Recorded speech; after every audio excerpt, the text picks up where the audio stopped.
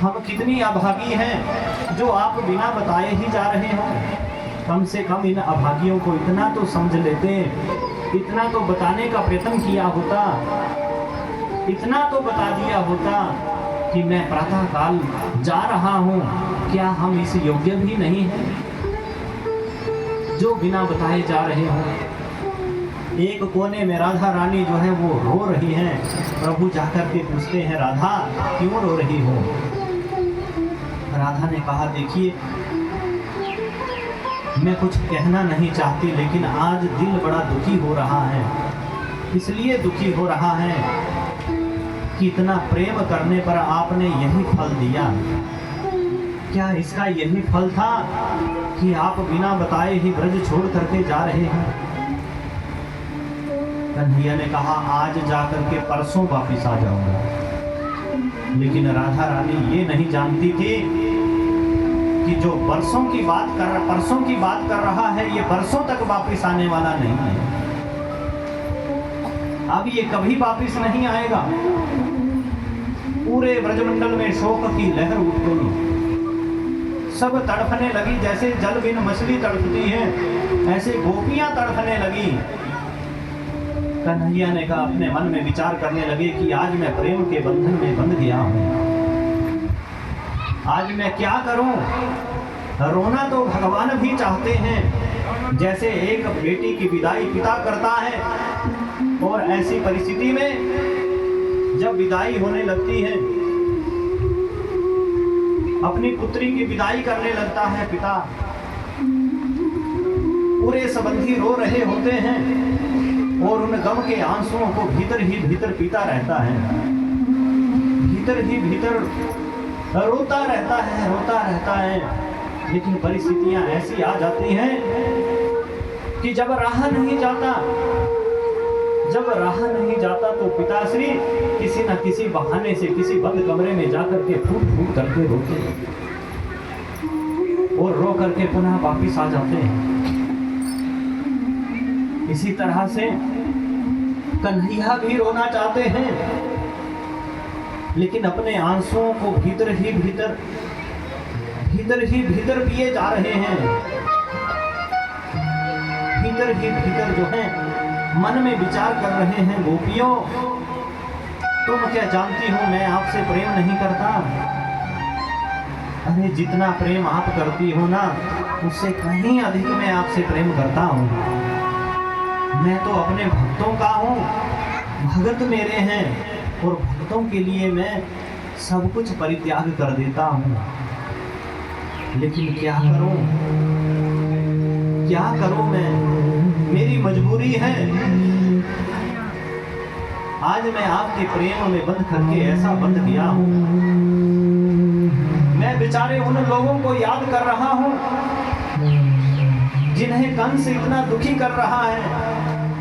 मैं उन ब्राह्मणों को याद कर रहा हूँ जो मेरे नाम का भजन करना चाहते हैं, जो रो रो करके मुझे पुकार रहे हैं।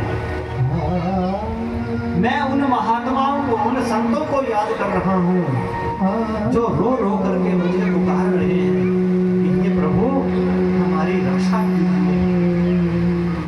मैं सबका हूँ, मैं सबसे प्रेम करता हूँ, लेकिन क्या करूं, आज मैं प्रेम के बंधन में बंध गया हूं। इसलिए जिस कार्य को करने के लिए मैं जा रहा हूं ना, अगर मुझे उसके लिए असत्य भी कहना लग पड़े तो भी कोई बात नहीं। उन ब्राह्मणों के लिए, उन संतों के लिए, उन भक्तों के लिए कह दिया, मैं परसों वापिस आ जाऊंगा।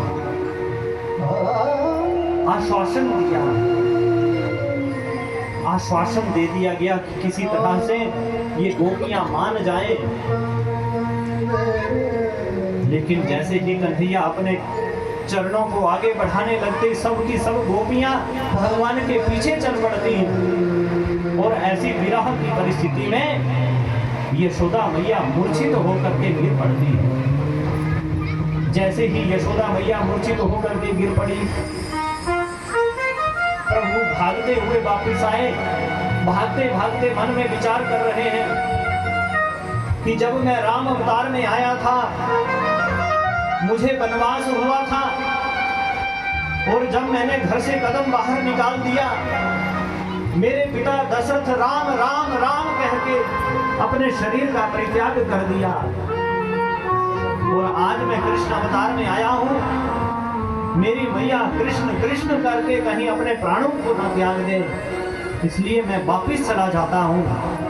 कन्हैया पीछे मुड़ करके अपनी मैया को गले लगा लेते हैं और गले लगा करके कहते हैं, मैया मैया मैं आपसे बहुत प्रेम करता हूँ मैया, तू जानती है ना, प्रातः काल उठ करके जब मुझे दिखाई ना दे तो मैं तेरे लिए कितना तड़प उठता हूँ, मैं तेरे लिए तड़प उठता हूँ मैया। आज भगवान भी फूट फूट करके रो रहे हैं, वो कन्हैया भी फूट फूट करके रो रहे हैं।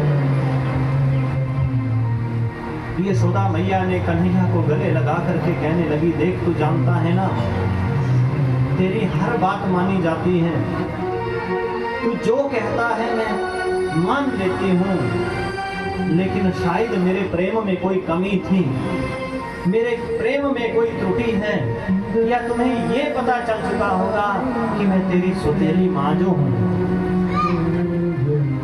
इसलिए तू मुझे छोड़ करके जा रहा है, इसलिए तू ब्रज छोड़ करके जा रहा है। कन्हैया ने कहा, मैया ऐसी बात नहीं है, मैं सबसे प्रेम करता हूँ, दिल से करता हूँ, जाने का मेरा भी मन नहीं मैया, लेकिन क्या करूं, जाना पड़ेगा मैया, जाना पड़ेगा। मैं सच कहता हूँ, परिस्थितियां ऐसी बन गई ब्रजमंडल में कि प्रभु को लगने लगा कि जिस काम के लिए मैं जा रहा हूँ, आज मैं प्रेम के बंधन में बंध गया हूँ, कैसे जाऊं। इसलिए भगवान ने कहा, मैया गोपियों को आश्वासन दिया गया, गोपियों को मनाने का प्रयत्न किया, और भक्तों की परिस्थिति को देखा, मित्रों की परिस्थिति को देखा कि कहीं ये मेरे मित्र प्राण ना त्याग दे, इतना प्रेम करते हैं। परिस्थिति देखी अपने मित्रों की, श्री दामा तड़प रहे थे, भगवान का एक मित्र यूं कांप रहा था कि पता नहीं इसके कब प्राण निकल जाएं।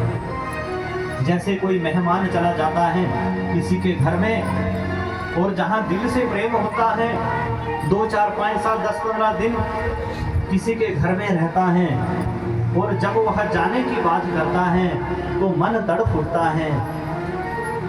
अतिथि आता है अपनी मर्जी से, लेकिन जाता है घर वालों की मर्जी से। आज तो देखिए वैसा प्रेम नहीं रहा है, लेकिन पहले समय में ऐसा प्रेम होता था, आज भी होता है कई घरों में। जहां दिल से प्रेम होता है, जहां दोनों ओर से प्रेम होता है, वहां क्या होता है, ना जाने वाले का मन होता है, और जिनके घर में आए हैं उनका भी भेजने का मन नहीं। आपने देखा होगा कि बाल्यकाल में जहां हमारे दिल से जहां हमारा प्रेम होता, वहां हम चले जाते, तो वहां पर परिवार के लोग ही हमारा जूता चप्पल पर्स छुपा करके रख देते हैं, किसी तरह से ये जाए ही नहीं, किसी तरह से ये ना जाए, क्योंकि प्रेम होता है दोनों ओर से। जहां ना जाने वाले का मन है, ना ही जिनके पास आए हैं उनका भेजने का मन है। ये है प्रेम। ये प्रेम जो है ये समझना बड़ा मुश्किल है। गोपियों ने कहा, आप हमें छोड़ करके मत जाइए, मित्रों की हालत ऐसी है जो तड़प उठे।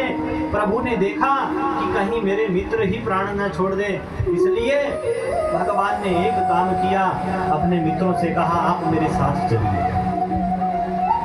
आप मेरे साथ चलिए। परिस्थिति के अनुसार देख लिया, मित्र प्रसन्न हो जाते हैं।